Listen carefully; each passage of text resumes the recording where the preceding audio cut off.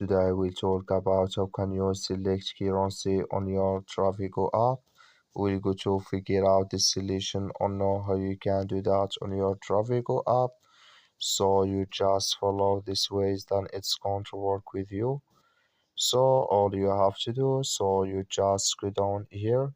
You click here on settings down here. When you just click here on settings, it's going to take you to this list. Then all you have to do now, so you just click here on currency here, just click on it. When you just click on it, it's going to take you to this list here. Then here you select all currency you have in this list here. So that's all you have to do here to select your currency. I wish know you agree. That's all. Thank you for your watching. So don't forget to support us by liking, subscribe. So thank you for your watching.